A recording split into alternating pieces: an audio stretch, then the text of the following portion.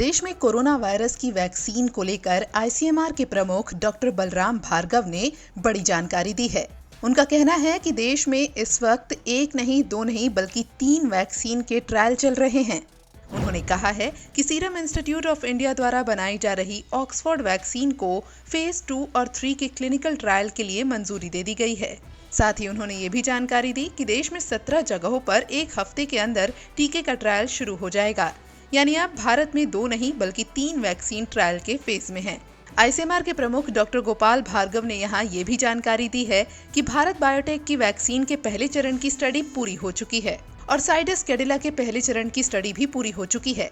यानी अब ये दोनों वैक्सीन दूसरे चरण के ट्रायल में आ चुकी हैं। वहीं सीरम इंस्टीट्यूट की वैक्सीन को दूसरे और तीसरे चरण के ट्रायल की अनुमति मिली है। At the present moment, we have 3 Indian vaccines which are in different phases of clinical testing. The first one is the inactivated virus vaccine, which is the Bharat Biotech vaccine, which has completed its phase 1 study in 11 sites and has started its phase 2 study. Now, what is phase 1 and phase 2? Phase 1 and phase 2 are safety studies, more importantly safety studies, and very early efficacy studies. They look at how efficacious is the vaccine early. So these are the phase 1 and phase 2. So for the first vaccine, we have the phase 2 which has started.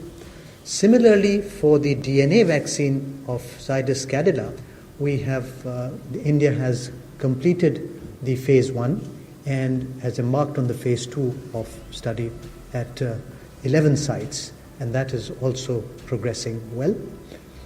And the third vaccine which got its approval only yesterday is the recombinant Oxford vaccine being manufactured by Institute of India, and which has got approval for phase 2 and phase 3 clinical trials, which are starting within a week at 17 sites gradually as the sites clear their बता दें कि देश में अब तक corona virus के 18,55,746 मामले सामने आ गए हैं। हालांकि रिकवरी रेट 66.34% होने के साथ ही देश में 12 लाख से ज्यादा लोग ठीक भी हो चुके हैं।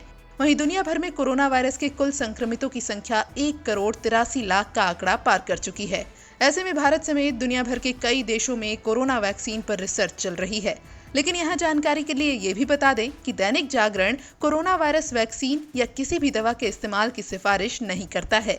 दैनिक जागरण के वीडियोस सिर्फ जानकारी के लिए हैं।